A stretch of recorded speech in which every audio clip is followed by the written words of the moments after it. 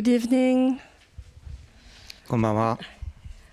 So, my name is Lucille Reyboz. I'm the co-founder and co-director of KYOTOGRAPHIE. こんばんは。私はルシール・レイボーズと申しまして、京都グラフィーの共同創設者ディレクターをしております。So, I'm very happy and the festival is very honored this year to welcome Samuel Bollendorff, French Luxembourgeois photographer.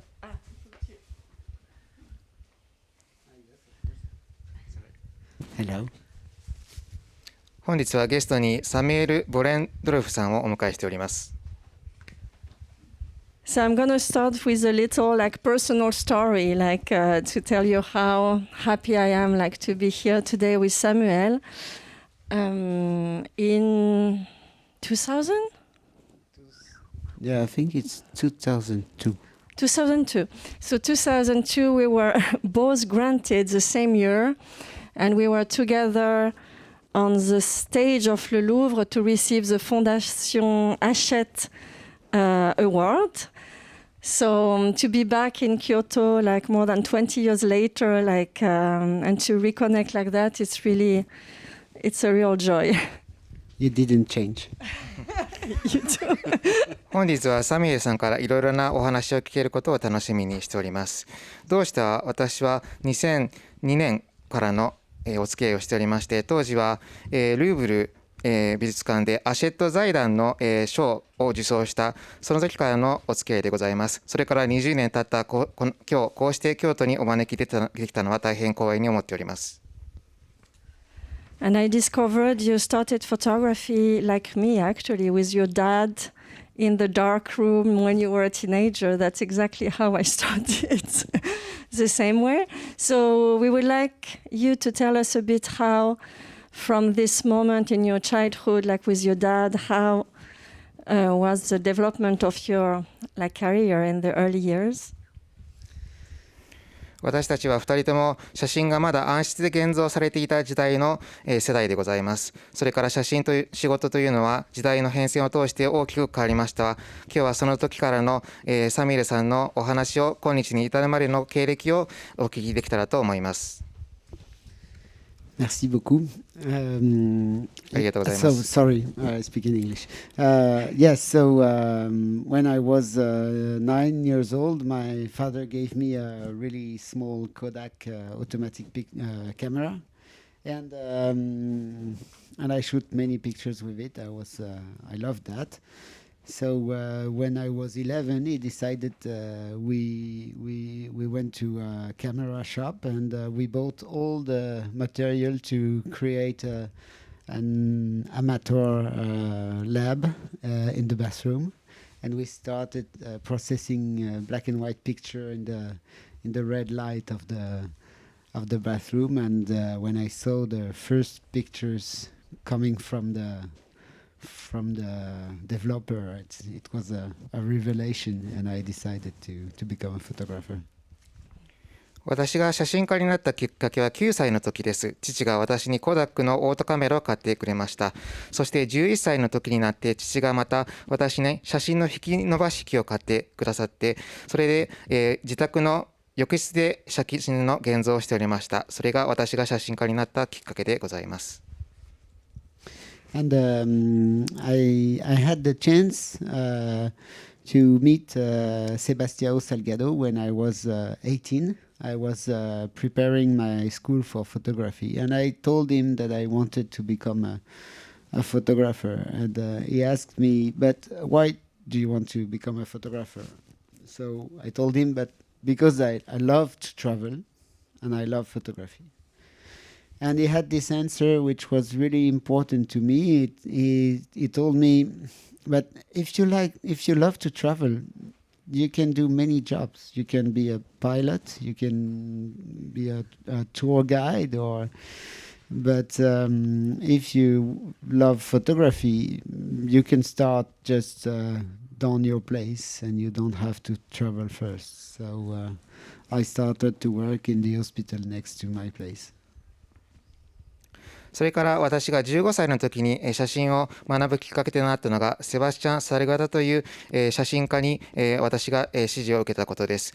それがきっかけとなり、それから私自身、旅行が大変好きでございます。旅行する時には写真はつきものですが、パイロットやただ旅行好きの人、たくさんいらっしゃると思いますけれども、旅行好きという私の性格も写真家になるきっかけとなったと思います。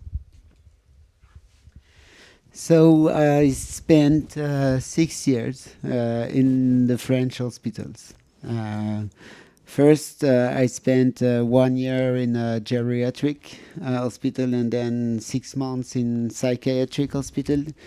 And then I went in the maternity, the social health care, the emergencies, all the department, which was really connected to the social issues of the society. So I was not really interested by the technology of the medicine, but more the human part or the part of humanity of the workers in the hospital, and the social role.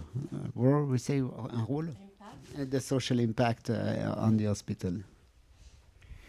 まずご紹介します私の最初のシリーズですけれども、6年ほど病院について取材を行いました。この病院の中では老人科病棟、心理科病棟、それから産婦人科病棟など、福利厚生に関わる患者さんや病院に勤務されておられます方々などを取材しました。私はこのように社会性に深く関連したテーマが好きでして、病院を取材した時も技術ですとか医療面についてはさほど踏み込まず、そこで働いている、あるいはそこで入院されている方の人間性を表に出すようにしようとしているのが私の写真テーマでございます。And you know, at that moment, I always say that when I started, I wanted to become a photo reporter. So I engaged myself in photography in a really classical way. And you know, there is this famous photographer called Robert Capa from the Second World War. And he always told, or it's a myth, the sentence of Capa, which says, if your picture is not good enough, if your picture is not good, it's because you're not close enough. And I was really thinking that if I am totally close to the situation, totally involved in the everyday life of the workers in the hospital and things like that, I could do good pictures. そうして私はこのように写真リポーターとなりたいと思いました。その頃の私の仕事はどちらかというと典型的な写真作品が多かったんですけれども、例えば第二次世界大戦などで有名な写真家ロベール・カパーの言葉に、あなたの写真が良くなければそれはあなたが被写体に深く近くまで踏み込んでいないからだという言葉があります。このことからも私は対象物に深く人間性を取り入れたい作品を作りたいと思いまして、病院取材の時なども仕事に当たりました。So I worked for 6 years like that, and with these pictures, I started to work for the French daily Libération, and it was a real school to me to have to shoot pictures every day, and every day to find a way to show the situation of the day. So I was continuing my personal work in the hospital, and I was learning my work as a photo reporter for Libération. Yeah, Libération is one of the major newspaper in France. Very engaged one. For photography also. Yeah, for photography too. Yeah. はい、そして先ほど申しましたように6年間を、病院の中のをテーマとした仕事をしておりました。その時に、私が、共同で仕事に当たったのがフランスの新聞社リベラシオン紙です。リベラシオン紙は大変有名な新聞社であって、写真家にとっても、その仕事のキャリアを積むための大きな登竜門となっております。So to me, this kind of pictures was really, it was showing that I was totally in the situation. This is an emergency room, so it's 9 square meters, and I don't know how many people there is. 1, 2, 3, 4, 5, 6, 7, plus the injured people, 8, plus the photographer. Right? So we are 9 here. and nobody cares about me because everybody trusts me. They are used to my presence. They know we already talked the way I would like to work, that they know that I will hide the face of the injured people, because of course I can't ask him if he's okay for me to take pictures, so I will take the picture when he's something is hiding his face and things like that. So to me, and the shoulder at the first plan in the 28 lens, to all those that was the Kappa teaching photography. はい、そして今お見せしております、画像が、その病院取材の時ですけれども、このように実際に切迫した状況も取材させていただきました。今お見せしているのは救命病棟で実際に緊急の怪我人が運ばれた時のものです。この場面の中では7人の働いている病院ワーカーの方、そして怪我人、そして私自身写真家合わせておよそ9人ぐらいの人がこの現場にいました。そして病院で、長年取材させておりました関係で、病院の方々とも非常に信頼感を築けたことがこの取材のシリーズの成功に大きく貢献したと思います。日々いろんな方が運ばれる中で、ここは撮っていい、ここは、OK というふうに、聞くまでもなく、その取材切迫した現場に踏み込めたのは写真家として非常にラッキーなことだったと思います。But the problem is that with all this work, I had work for Libération, and then I had joined a collective of photographers called L'Œil Public, which was a group of freelance photographers. And the idea was to have a solidarity between the photographers, to be independent but not alone. And we have created one of the first websites where it was possible to download the high res of the picture. I'm talking of a very old time. It was around 2002 when we met. Yeah, actually, yeah. はい、それから、こういった、病院のワーカーなど、をリベラシオン誌と一緒に共同の仕事をしておりましたけれども、そのほぼ同時期に、写真家、を集めたŒil Publicという写真家による法人を作りました。これは独立性と連帯を重んじ、独立したフリーの報道写真家を集めた団体で、およそ2002年頃だったと思いますが、一般の方もサイトからダウンロード可能なホームページを立ち上げ、フリーの報道写真家の地位を向上させる活動を始めました。So, l'œil public means the public eye, actually. And I would like to ask Samuel, because that was actually very hectic time in the photography industry and in the press, especially in the around 2000 when we started to work as professional photographers. Can you tell us a bit more about all these changes in these years? Yes, this is exactly... sorry. はい、このŒil Publicというのは日本語に直しますと大衆の目、一般人の目という意味があります。私たち2人が写真の仕事を始まった2000年前後になりますけれども、その時から写真産業というのは大きな変遷を得て、その激動の動きの中でこのŒil Publicが大きな役割を果たしました。そのあたりについてもう少しお聞かせいただけますでしょうか。Yes, exactly. This is really a moment where all the meat of the photo reporter was starting to decrease, because we were a group. We were we had a very good moment. People, the magazines from France and from everywhere in the world, because we were in the first one of the first agencies to do that, were publishing our pictures. So sometimes I spent years on project, and I put a lot of my energy, and sometimes it was fragile moments and things like that, and those pictures was published by the magazines, and sometimes they were captioning or it was illustrating articles which were not related with the spirit of the work I did. So it asked the most important question. はい、そのŒil Publicという私が会長を務めました写真家のグループ法人ですけれども、我々写真リポーターというのはその立場を向上させるために大変な苦労をしたわけです。もちろん我々のグループいい時代もありました。雑誌などに写真を掲載していただいたり、写真作品の出版物も出しました。そういったさまざまなプロジェクトを抱え、非常にエネルギーを持って仕事に当たりました。時には大変苦しい状況もありましたけれども、このように、プロの報道写真家の地位を向上させることがこのŒil Publicの目的でした。So I decided to work about China. First of all, I start with a series about AIDS, but I will talk about China. It's the same thing.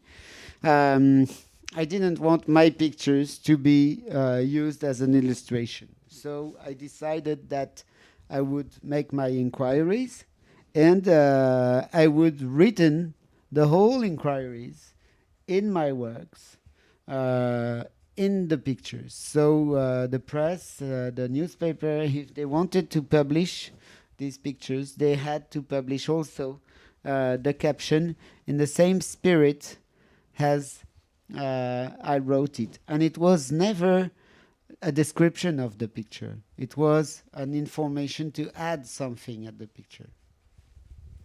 はい、その後中国をテーマにしたシリーズを作成しました。この写真作成の時に私が撮った手法をご紹介しますと、私が大事にしたかったのは自分の撮った写真がただのイラストとして使われることは私は好まなかったのです。そこで私が撮った手法がこの写真に注釈をつけるというものでした。写真撮った一枚一枚にご覧のように下で白字で示されておりますようにキャプションをつけるわけですけれども、こちらは私は書いた文章ですが、これは決してこの写真そのものを説明する文章ではありません。その写真の周りにいる人間や背景などを説明するための文章です。So this work about China, I did it between 2005 and 2008. And I've been working, I've been there 10 times to work about the toys factories, the coal mines, the dam project, different. I've been in Xinjiang too. I've been all along the Mekong River. I've been in Tibet. So the idea was that the Olympic Games of Beijing in 2008 will give the opportunity to China to really come back on the international scene. And I wanted to show what was the destiny of the farmers who are forced to be workers because they can't live with the agriculture anymore, and they are creating all clothes or duties, electronics and things like that. So the idea was to show the reverse of the Chinese economic miracle. はい。そしてこの中国のテーマを取材したシリーズ、2005年から2008年に取材したものがあるのですが、ここでは中国経済を支える労働者の人々に着目しました。おもちゃ工場で働く労働者、炭鉱夫、チベットに流れるメコン川の経済発展による産業汚染など、そういったものを写真に収めていきました。ご存知のように2008年には北京オリンピックが行われ、中国は国際的にも飛躍的な成長を遂げましたが、その経済成長の裏では深刻な環境汚染やそこで働く人々の劣悪な労働環境がありました。貧しい農民工の人々が中国経済を支え、中国の奇跡と呼ばれた経済成長はこういった後ろで非常に劣悪な環境で働いている人々が背景にあったのです。So in this series, of course, we are going fast now, but all the texts are one by one telling the whole story. And you could read only the text and you could have all the inquiry. And the series is only 50 pictures. And it's the way I've shown it in exhibition, in the book, and things like that. So it's this 3 years of work. It's this only 50 pictures with 50 stories. And to me, it was a first step of trying to control the way my pictures are shown and what they are telling. はい、このシリーズにおきましては、ご覧のように下にその写真の背景を説明する文章を一つずつつけております。この文章を全部読んでいただいてもいいですし、こういった手法をとって展覧会で展示したり、本を出版したりしました。その本の中に50枚の写真があれば、50個分のストーリーがありますし、このように私は写真の持つ力をうまくコントロールした出版物を作成しようと試みました。But the problem is that with this series, I had, when we are photographer and we are used to work with the press for a long time project, we cut the story by short piece. So I plan to sell the Toy Factory's story to Elle magazine, the coal mines to Time magazine, and another one to Le Monde magazine and things like that. And I did. And these stories have been published in more than 15 countries.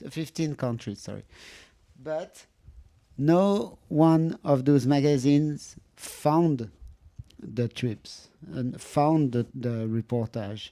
They bought it once I've done it, which it was the real beginning of the end of the production of the photography by the press.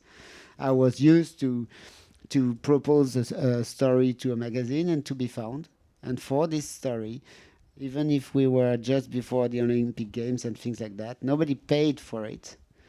But I sold it, of course, but it was not the same thing for me, of course, because I had to engage the money. こうしたシリーズの問題点としては、それまでは私たち報道写真家というのは、プレス、報道関係について仕事をするというのが一般的なやり方でした。ですので、そういったマスコミ関係で働いていますと、短いものを撮る、数枚の写真を撮る、そういった働き方が求められます。おもちゃ工場を取材した記事を雑誌の L あるいは炭鉱夫を扱った写真などを他の雑誌にも掲載してもらったりなどしておよそ15カ国を取材しましたけれども、こういった写真をまとめたシリーズ本はなかなか出版社の理解を得ることは最初は難しかったです。北京オリンピックの背景など時代は激動を迎えていましたが、こういったその後ろに抱える社会的な問題というのはまだまだ認知度が低かったものです。そうしてなかなか資金的な援助も受けられませんでしたが、なんとか苦労して作成した出版物を売ることに努めました。So it's 2008 at that moment, and I really realized that the press wouldn't be my partner anymore to produce the stories. So I met a firm who just born, which was Honky Tonk Film, and they wanted to create documentaries, but dedicate to the web. It's funny to talk about that today because it's totally normal. But in 2008, we were showing the pictures on the internet. It was 400 pics because to load the pictures it was very long, so we couldn't show too big pictures and things like that.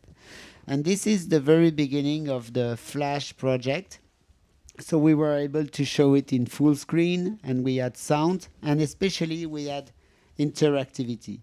Because at that moment, if you remember, maybe in France we were calling that surfing. We were surfing on the internet. We were just spending 30 seconds on a website, and then we are going to another website, and then we were looking at a video for 20 seconds, but not more.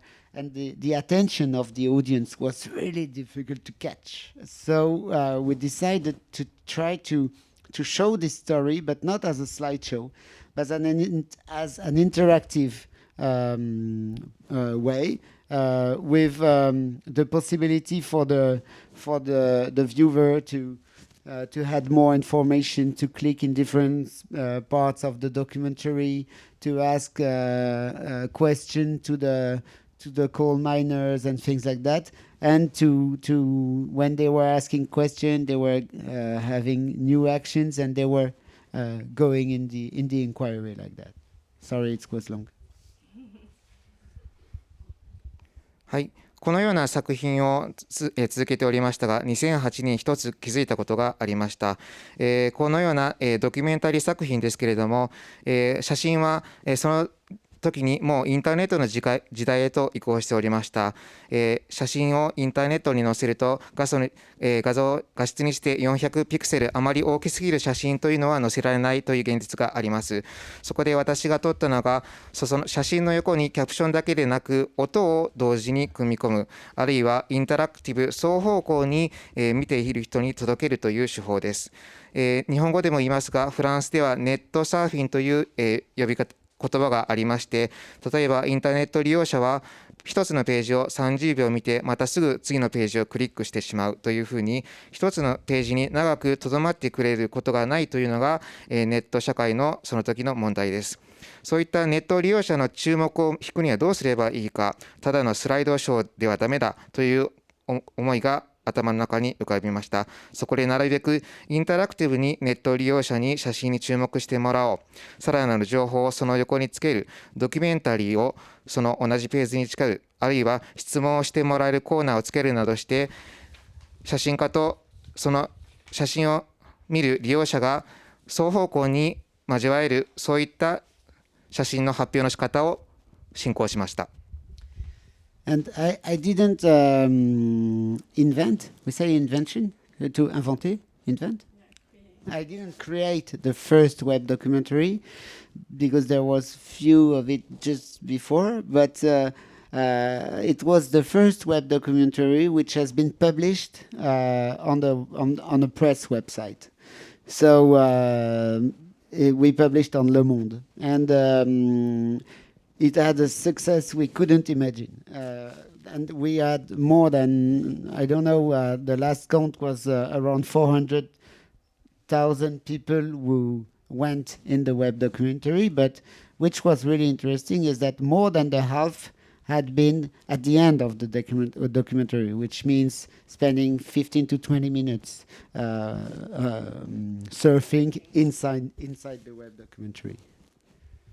こういった手法をウェブドキュメンタリーという言葉で表しますが、何も私がその発明者というわけではありません。しかしこのウェブドキュメンタリーという手法をルモンド紙と共同で行いましたところ、そのウェブサイトを訪れたビューアーの数はなんと40万人まで上りました。さらに驚いたことは、そのうちの約半数がそのページの最後までを閲覧してくれたというデータがありました。すなわちおよそ15分から20分ぐらいの時間を要して私の作ったドキュメンタリーを閲覧してくれたことになります。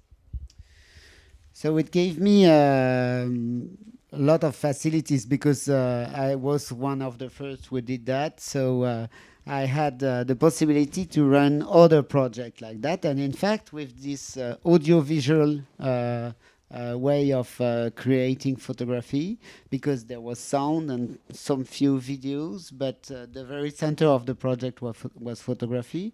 And with this question of interactivity and things like that, we could find money to fund long-term inquiries. And for example, I've done a long-term, for 1 year, an inquiry in France about the bad housing, which has been totally found by the Abbé Pierre Fondation, which is an NGO in France who works about the bad housing.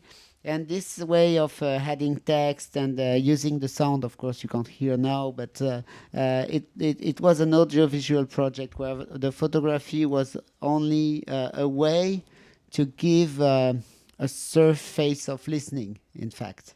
And all this way of these new ways of narration were to me really important, and also a way to found just photography, because with that project I was able to create a corpus of photography that I could after that publish in the newspaper or in books or in exhibitions, but with the money of the audiovisual step. それから私は他の社会的な施設なども取材し、他のプロジェクトにも、手を、入れていきました。そこで私がさらに進めた手法がオーディオビジュアル、音声や映像などをさらに加えていくということです。ここで私がまた試みたのが、そういった、ドキュメンタリー作品を、ファウンディング、資金、や、寄付などと結びつけるということです。先ほどお見せしておりました、ものは、劣悪な住宅環境に住む人々を取材した写真のシリーズなんですけれども、写真というのはそういった方々の声を聞く、サーフェス、その人との接点ですけれども、そこにナレーションをつけることによって、さらにその人々の背景まで想像していただく、そういった活動を新聞や本などを通して行いました。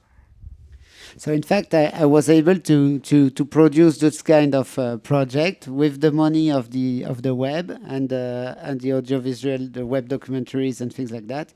I was able to create this kind of exhibition because the pictures was strong enough.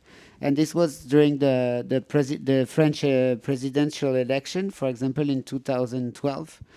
We had put that everywhere in the streets in Paris. Along the Canal Saint-Martin to try to give more conscious about the bad housing in France during the elections. こういったさまざまなプロジェクト、ウェブドキュメンタリー、映像などを行っていきました。2012年には大統領選挙がありましたけれども、こちらサンマルタン運河の近くですけれども、こういった劣悪な住宅環境にいる人々の取材なども、同じ年に続けていきました。But you see, with this project, in fact, we can see that I was not needing the press anymore.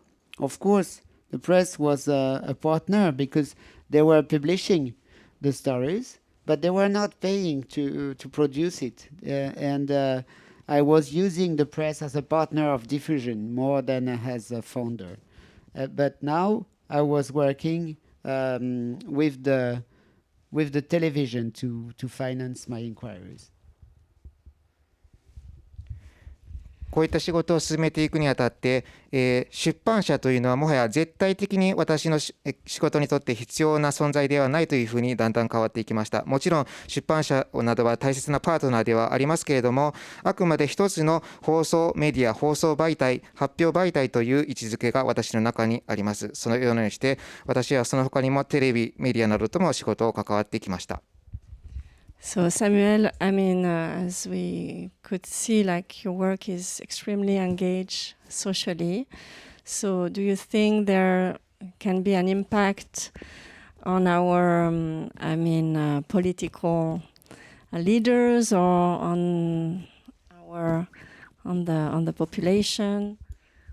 So we are not in the 20th century anymore. So of course, when you were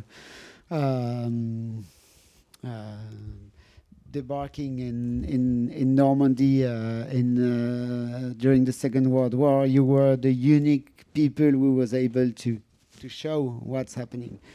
So today it's not the same. Of course, we are not in the same situation. Everybody is able to show something which is happening and to publish it on the social networks. But so we have to be really clear with that. I know that I won't change the world.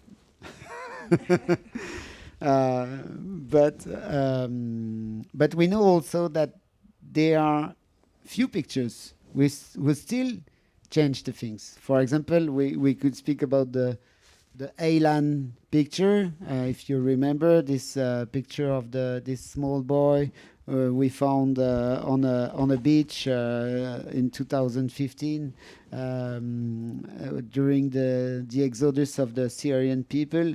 So for example, it changed the way German people decided to give asylum to those people. It didn't change a lot in France, but in Germany, for example, it changed a lot.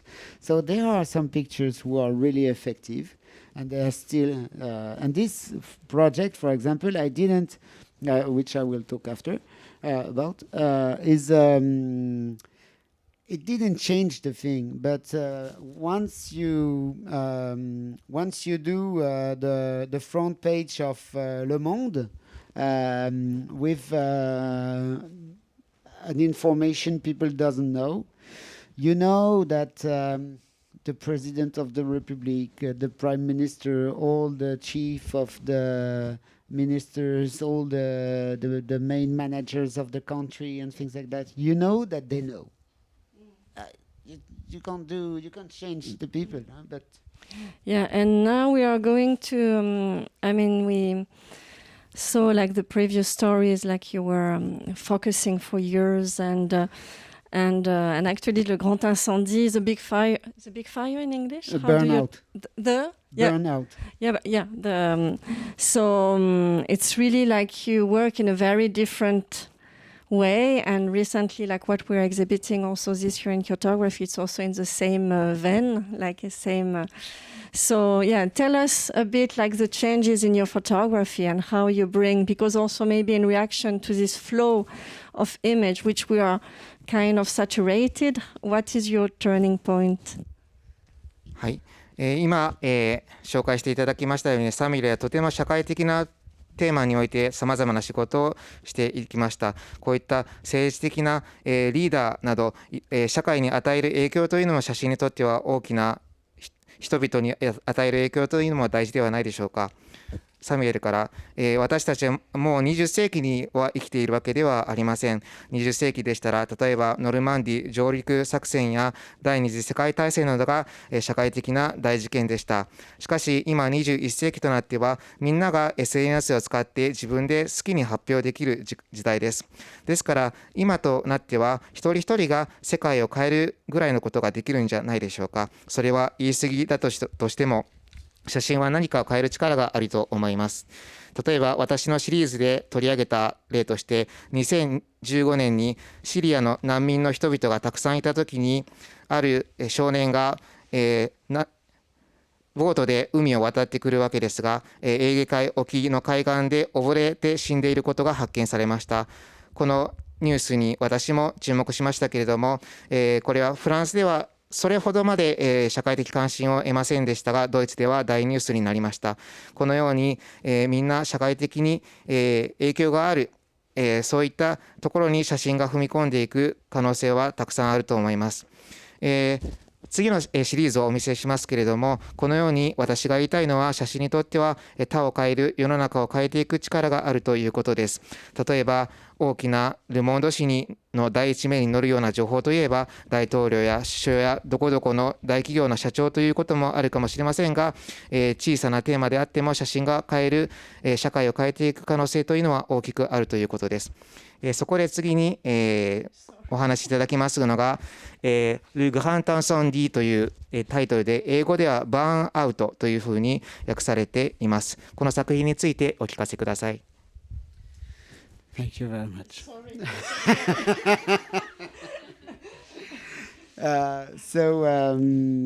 Yes, in fact, as you saw, my work was really dedicated to the people and of course social issues, but people were in the very center of my pictures. And I decided to work, we heard with my colleague Olivia Collot, whom I work with for many years. We heard about the story of a man in France who decided to self-immolate, so to burn himself, to put oil of gasoline on his body and to burn himself in front of the agency of his work.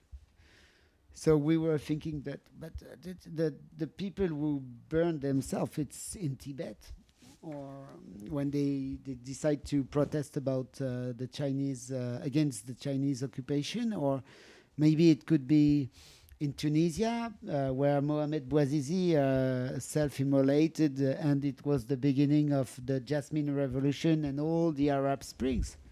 But in France, we were really surprised. So we decided to inquire, to look forward about that. And in fact, there was no statistic, because people who die in fire were numbered in the same on the same line, even if they were in the house fire.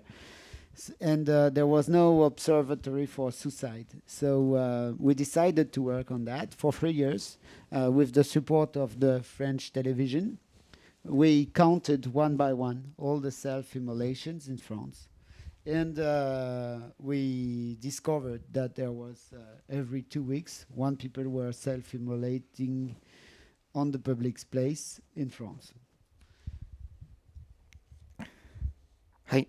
私が先ほどからお伝えしております通り、写真で大事にしておりるのは人々に密着するその写真の中心にはいつもその社会性を置きたいと思っております。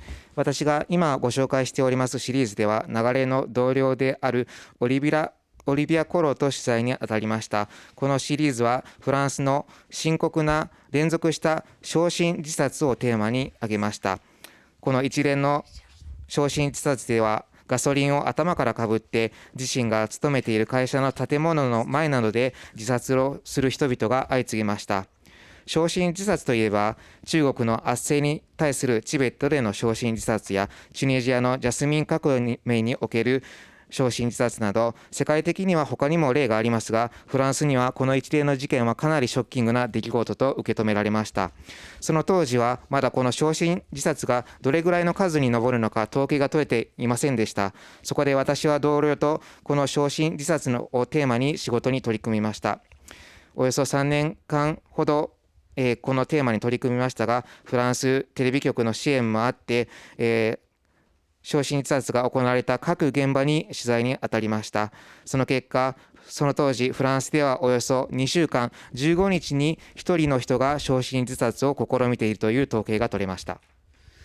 So, but with this project, the problem is that there was nothing to see. Because by chance I was not here when people were self-immolating, and they were dead, most of them. So that was the place, for example, from the France Telecom Agency, and this is the unemployed agency in France, in Nantes, where Jamal Shah burned himself. This is the place, the courtyard of a school. So you see, these places are nowhere. Ordinary places. This is the family care agency. So to me, it was I was really impressed because I was working on that project for 3 years, and when I was going there, it was an ordinary place. But once, so people were walking there, of course, and things like that, without knowing what happened. But once you know what happened there, you can't look at it in the same way, because you are figuring or you are imagining what happened. And we all saw a picture of an immolation, even if it was in a movie. But we all are able to imagine what happened, and it's much more stronger than showing it, because if I show it, wow, I won't want to see it. But if I don't see, if I don't look if I don't show anything, that people has just to make the imagination part of the narration, and it's going to be much more stronger, because every one of us will use our own vocabulary, our own imagination to create the horror.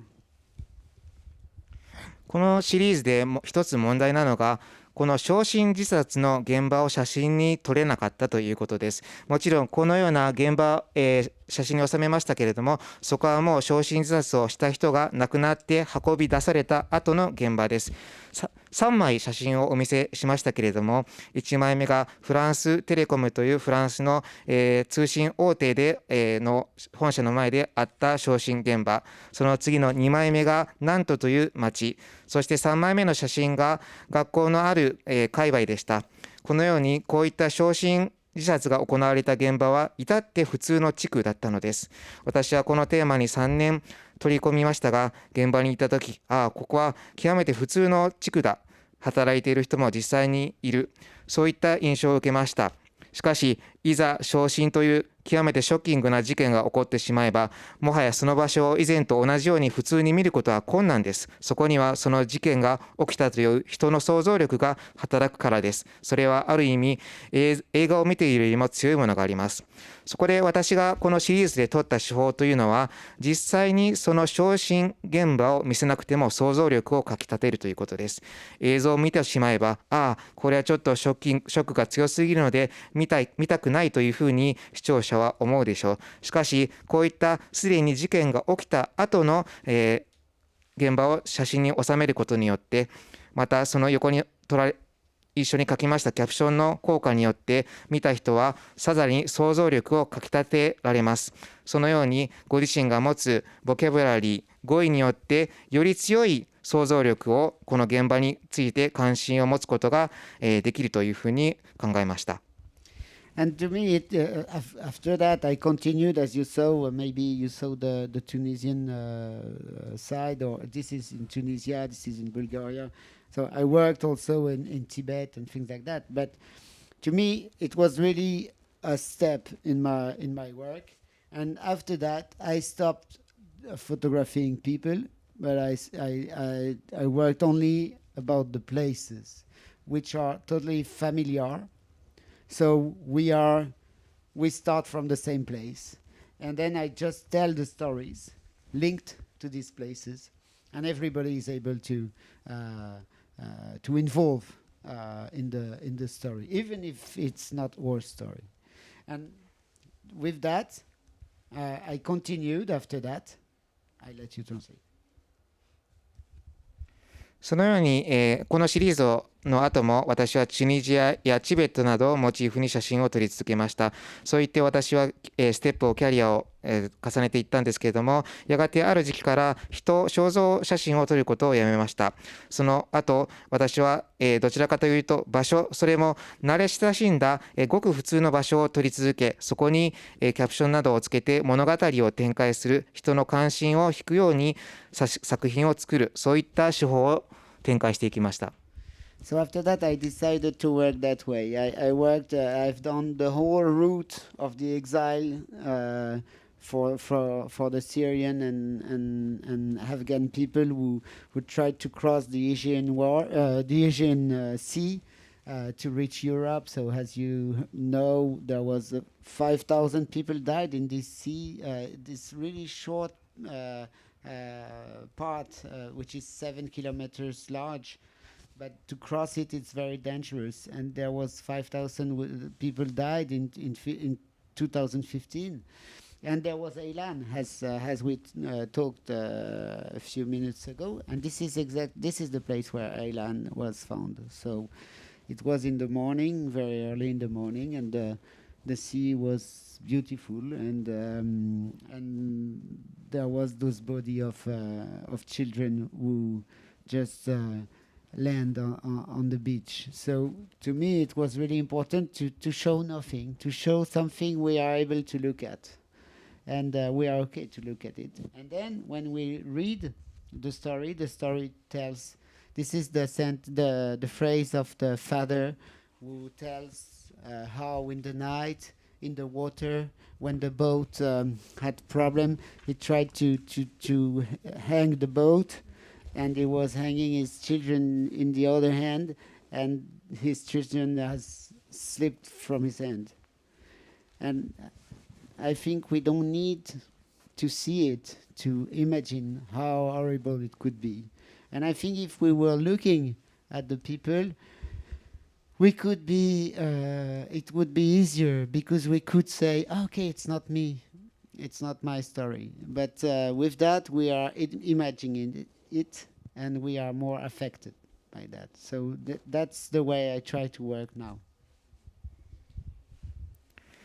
今お見せしておりますのが、ある難民の、男の子が死亡した海の写真です。私は、この写真のシリーズでは、シリア難民、アフガニスタン難民などがエーゲ海へ逃れてくるところを取材しました。この海、エーゲ海では5000人の難民の方が亡くなっています。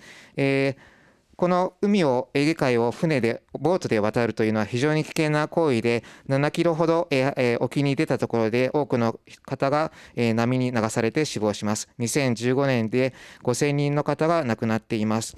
今お見せした写真では非常に美しい朝の海が映っておりましたけれども、そこに10歳以下の本当に小さな男の子の遺体が打ち上げられました。こういったところを見る写真の横に私がキャプションで、ここには難民の誰々の男の子が打ち上げられていてというふうにキャプションをつけます。その難民が使っていたボートは非常に劣悪ですぐに沈むようなゴムボートですが、そこに難民や子供をぎゅうぎゅう詰めに乗せて、そして転覆する、そういった現実をその写真の横につけます。そうするとどうでしょう。実際にその難民の人が写っている写真を撮る必要はないわけです。こういうふうにして写真を見る人はより想像力をかきたてられます。あまりショッキングな作品を作ってしまうと、人々は、この悲惨な現実は私のことじゃないからというふうに他人事のように済ませてしまいます。しかしこのように見る人の想像力をかきたてる工夫をすれば、そこにより強い影響力が生まれるのです。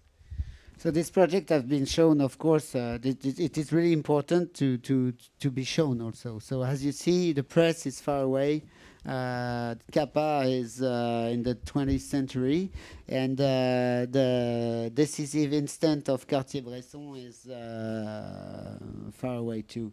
But the idea is that people were able to have an immersive format, and the text, of course, the picture is ugly, but the text are the same size, a size big enough to be seen, to be read, without moving. So you are in the picture, and you just have to read the story, and you can go from the field and the out of field to create this narration.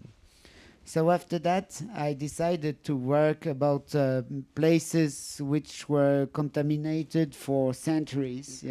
So I've done a tour of the world to do that with Le Monde Daily, in co-production with Le Monde Daily. And this is what you can see at the museum. So I will just speak about the sea and the samples, which was by chance. I was used to work about invisible things. So when I was crossing the Pacific Ocean, and I saw that the continent of plastic was not what we were expecting, I was able to work on. はい、先ほど、屋外の展示した展覧会を見ていただきましたけれども、このように、カルティエ・ブレッソンなど、また、プレス、報道機関とはまた少し、離れた違った手法で、皆さんに写真と文章をペアにすることで食い入るように写真に入ってもらう想像力をかきたてる、このような手法を試みました。このように屋外展覧会の時は映像もつけませんでしたけれども、こうして、皆様にその写真のフレーム外にある背景まで入り込んでいただく、こういった手法を展開いたしました。そして、その次に取り組みましたのが、世界の深刻な環境汚染に着目したシリーズです。これは今年の京都グラフィー展でも展示させていただいておりまして、世界中にはもはや人間を含むあらゆる生物が生きられないほど深刻に汚染された場所が数々あります。本展覧会で見れますので、ここでは話をかいつまみますけれども、私は海洋探査船に乗って太平洋を横断して、そこでプラスチック大陸という、いわゆるマイクロプラスチックが海洋中にたくさん、流れている現場を目の当たりにしました。So this world tour were ugly because I went in Canada about the oil sand. I've been in United States about the PCBs. I've been in Russia, in Brazil, in Fukushima. So always to show the places where the pollution, the contamination is here for centuries, much more longer than our poor lives. And I wanted to finish that crossing, what we call the continent of plastic. So between Hawaii and Oregon, this place large as 6 times the surface of France, which is totally full of plastic. この海洋探査船に乗って世界中を旅しました。カナダ、PCB ポリ塩化ビフェノールに深刻に汚染されたアメリカのある町、それからロシア、ブラジル、日本の福島などの、深刻な産業環境汚染を目の当たりにしました。こういった場所を写真に収めたのですが、こういった深刻な汚染は今後数百年間、いやもっとこの汚染が元の状態に戻ることはないであろう場所です。こうしてこの船に乗ってハワイ・オレゴン間の太平洋を横断したのですが、そこで私が目の当たりにしたのが、およそフランスの国土の6倍はある海の面積、海の海洋中に多く存在しているマイクロプラスチックの深刻な現状です。And this is the continent of plastic. So as you can see, it is not all the pictures we can see, you know, with hundreds and hundreds of heavy waste. The problem is that all those wastes are totally existing, but with the waves, with the wind, with the sun, they are fragmenting. So they are broken in very, very, very small pieces. Nano pieces, millimeters pieces, and when you are here, which is totally beautiful, we are 2,500 kilometers away from the first land, but when we use a net and we look at what's inside,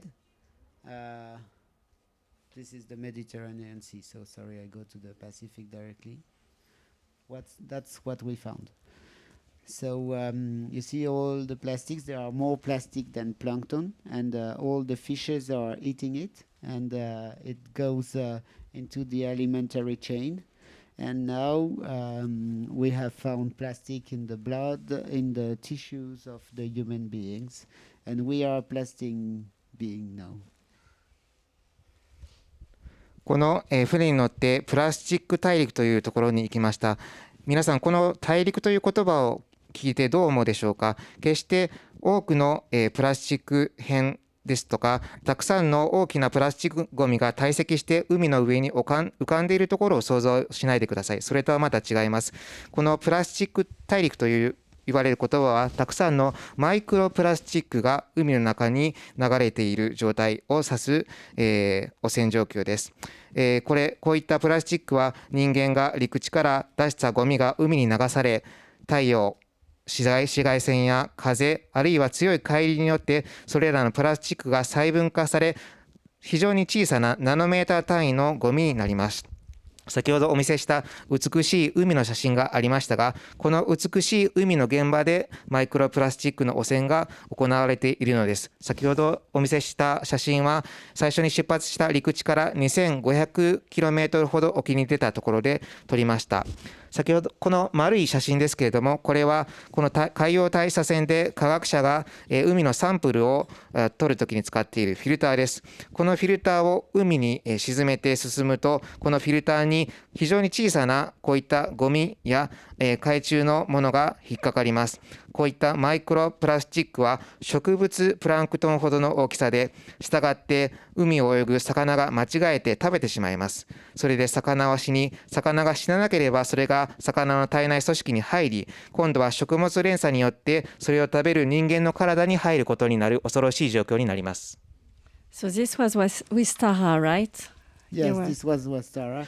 And of course, you have seen this way I'm trying to working about the invisible things. The fact that my pictures are showing less and less.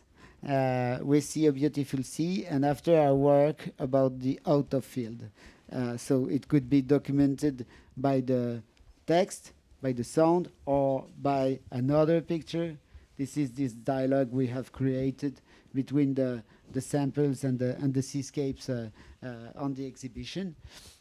So it's a total different form, but as you can imagine, as the press is not the producer of those projects, we have to find new partners too.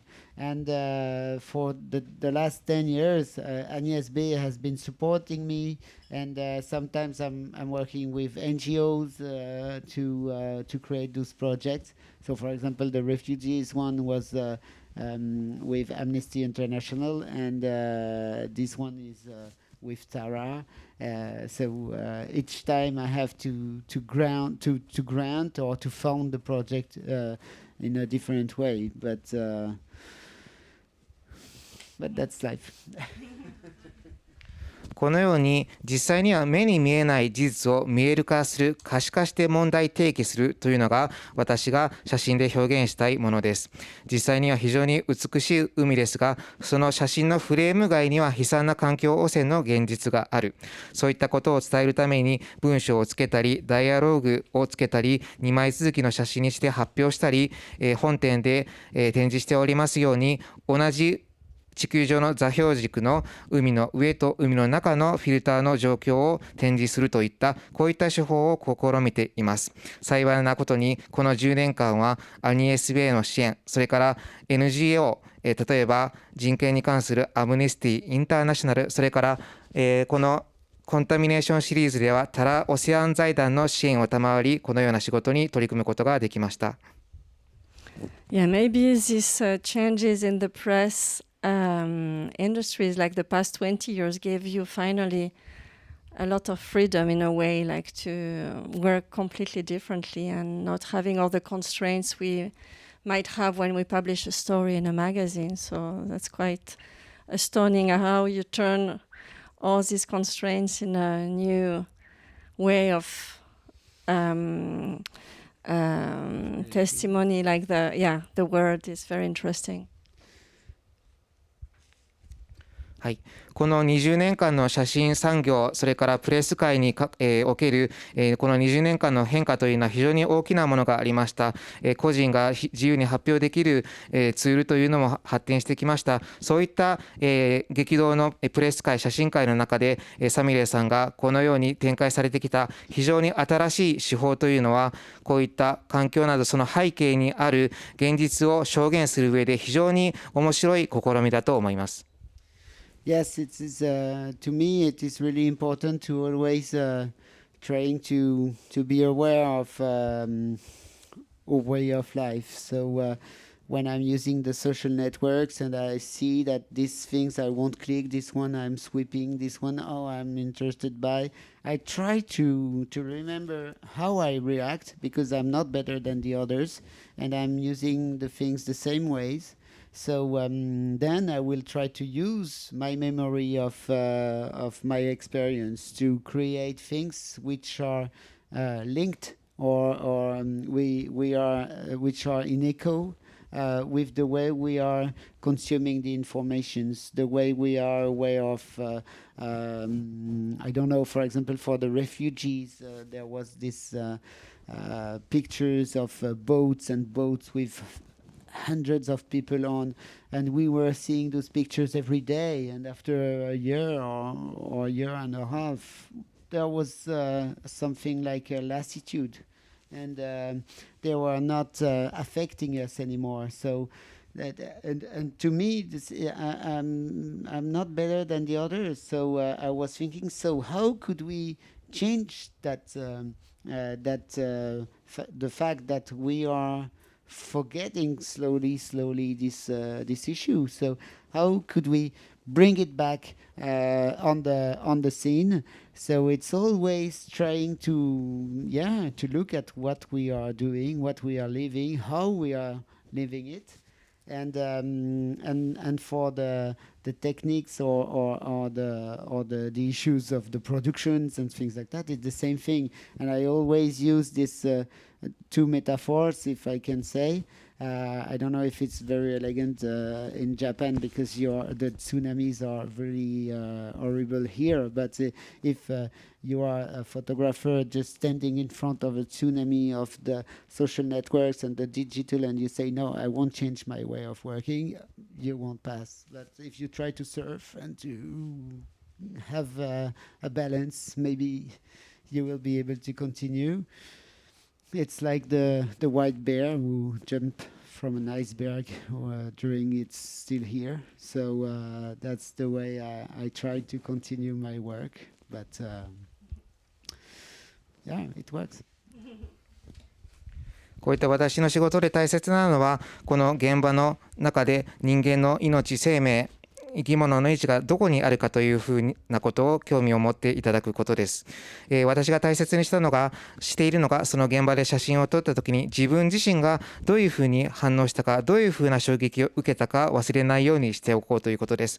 その自分の感情が今度は人に写真を見てもらうときにどういうふうにリアクションしてもらうか、そのためにはどうしたらいいか、そういった作品作りに役立つからです。こういった写真が与える影響、人に与えるこだま、それが情報、その向こうにある価値ではないかと思います。例えば先ほどお見せしました、難民の問題、小さなボートを使って数百人の人が、海に出て転覆して溺れてしまう、こういったショッキングな、社会問題は、半年をとってもおそらく人々の心に影響を与え続けているでしょう。私自身は決して他の写真家のよりも優れているというわけではありませんけれども、このように人々の意識を変える、問題を提起する、そしてその事件が起こった現場に人々の関心を立ち戻らせる、そういった仕事をしたいと思っております。この表現が日本人の皆さんにとっていい例ではないかと思いますが、引用を例えるならば、例えば津波が起こった現場の前で人が立っている、その現場でこの海に向かって、サーフィンをしてバランスを崩したら海に落ちてしまうけれども、あるいは同じ海で例えますと、シノクマが海にダイブした写真とか、そういった人々がその写真を見た後で、ここはどういった物語があるんだろう、そういった作品を作りたいのが私の根幹にあるところです。So we already passed the time, but just maybe it's interesting, like Samuel shared with you, like this very fresh image, like just photographed a few days ago in Japan. Yeah, as I was here, I had the opportunity to visit the Seto Bay, which is really wonderful, as you know, and I was there with a Tara scientist, so we sampled, and we have found this jellyfish with soy sauce. So as you can see, it's everywhere. ここで、皆さんに、未来に向かっての日本の、海の環境のイメージをちょっと、それを提起させる写真を1枚お見せしたいと思います。実は、この日本滞在中にまたタラの、タラ号に乗って日本の瀬戸内海を航海に参加させていただくチャンスを得ました。そこで、撮った写真がこちら、そしてこちらの、採集したクラゲの写真です。Merci beaucoup, Samuel. I think we could stay much longer to hear stories and stories, but maybe you have some questions for Samuel. ありがとうございます。お話は尽きないものと思いますが、時間も来ております。最後にどなたか質問とはございますでしょうか。So of course I was trying to explain my route as a photographer, so I didn't go deeply in every stories. So in fact, you know, when somebody is burning himself in Tunisia, as I told you, or in Tibet, nobody duped about the protesting act it is. But in France, every time it's somebody does that, the manager or the minister, when it was in the courtyard of a school, the education minister or something like that, those kind of bodies, the responsible, if I can say, in the hierarchy, they always say, no, but these people was really fragile psychologically, and they never get this part of protestation it could be. That's why we decided to work on it.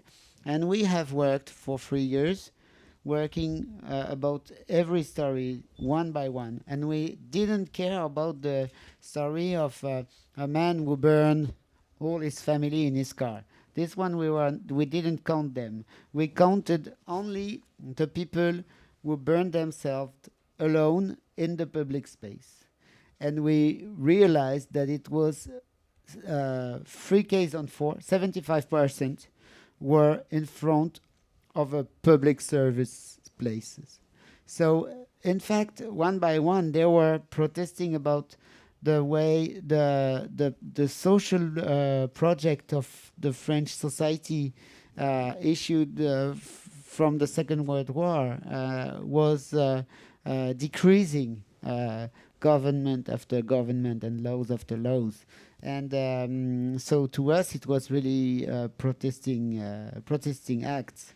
But we had to do this long-term work to try to understand those acts. はい、質問ありがとうございます。こういった、事件にはすごく深い、理由がその背景に眠っています。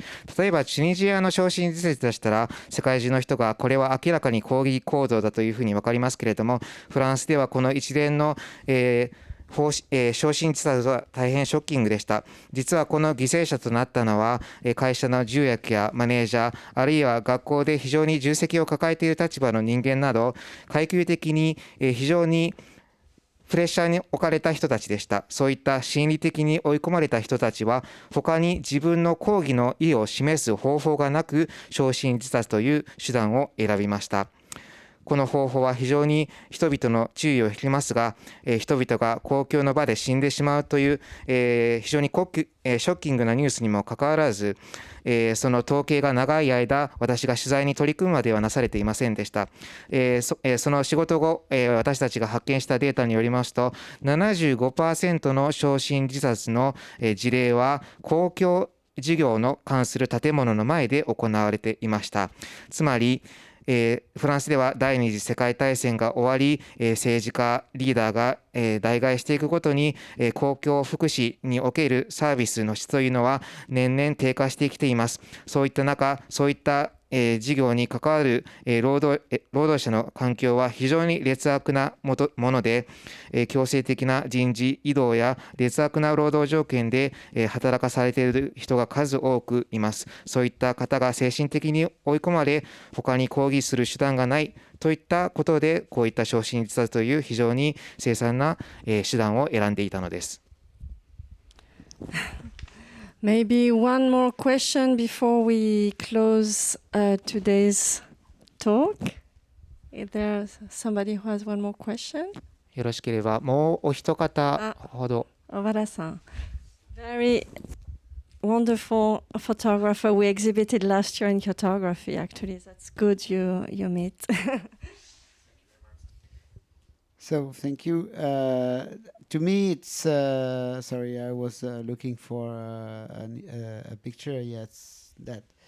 To me, those projects are really interesting because they are in the public space, and in the public space, you really meet the audience in a different way. Of course, we are all impressed every minute by pictures and pictures every day, dozens of pictures. So everybody is photographer or is taking photography. So to me, it's important to propose a picture which we'll have to stop on, because again, it's like this idea of the tsunami. If I just enter this flow of pictures, nobody will really stop about it. But as my frame has changed, as I stepped back to shoot the pictures, I propose a picture we could stop on. And it's again also the way I can survive as a freelance photographer, because if I go in Ukraine tomorrow, there's already hundreds of photographers, and all the agency, the hard news agency. So all the pictures have been already done.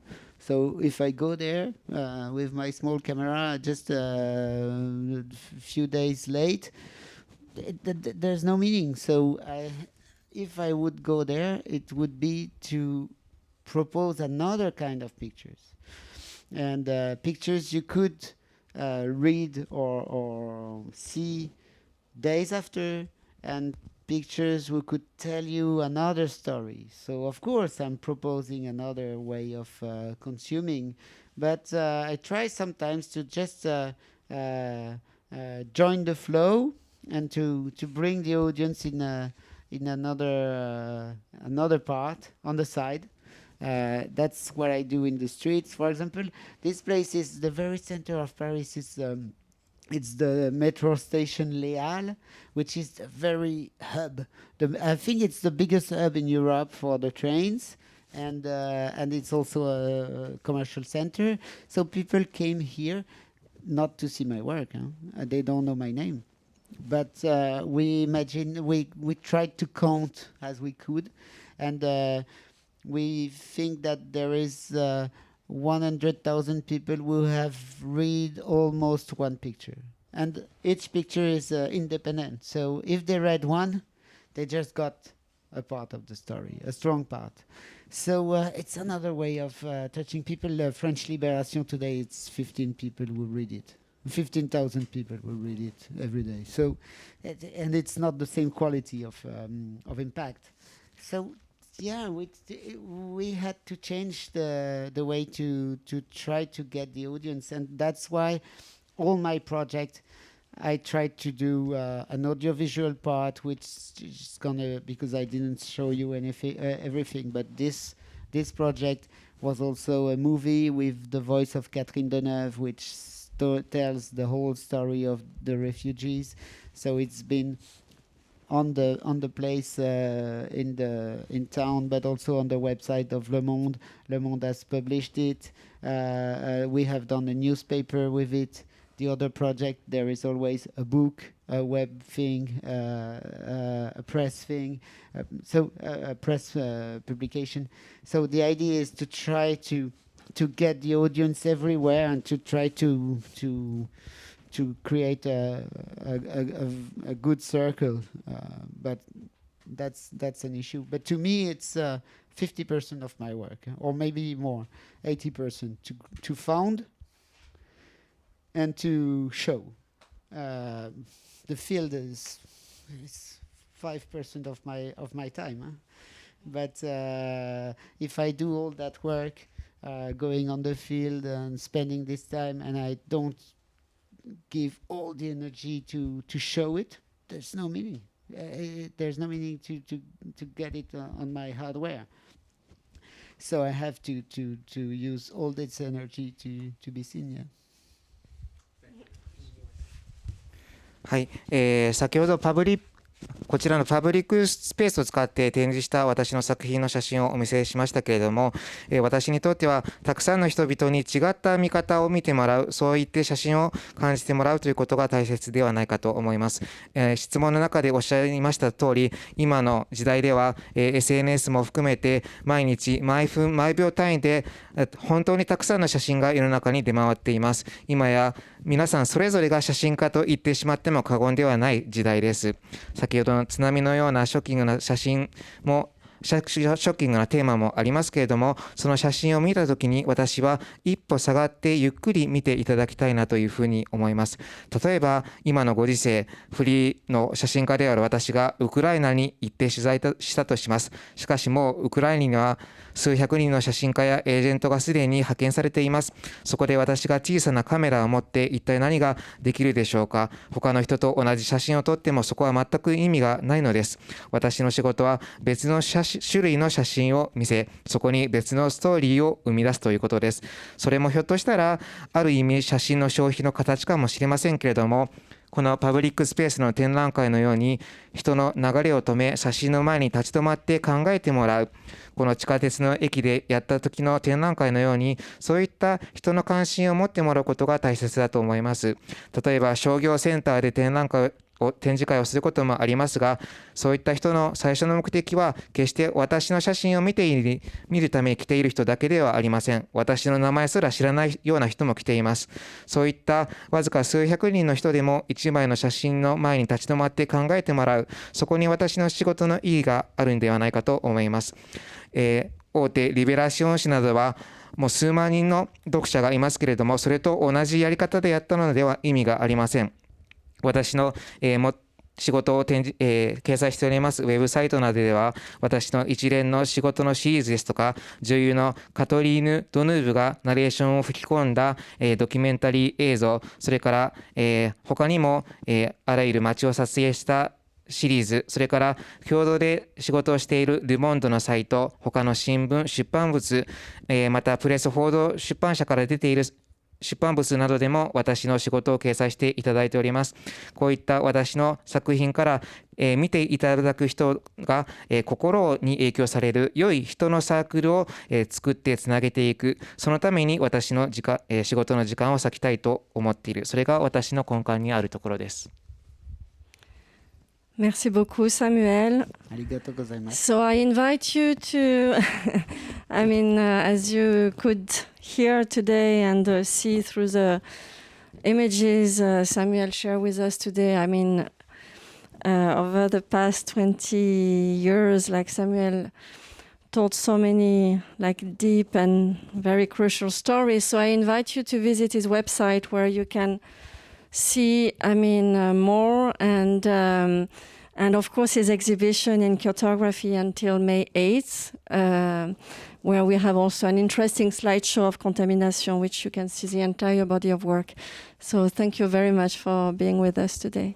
サミュエルさん、ありがとうございます。今日見せていただいた数々の写真とともに、私もサミュエルと、20年前に写真家としてのキャリアを始め、世の中には報道や写真家に対する危機も数々ありましたが、様々な、感情を胸に覚えました。本、京都グラフィー展5月上旬まで続きますけれども、サミュエル・ボレンドルフ氏の、シリーズ作品コンタミネーション、展示されております。まだの方はぜひ会場に足をお運びください。本日はありがとうございました。Thank you.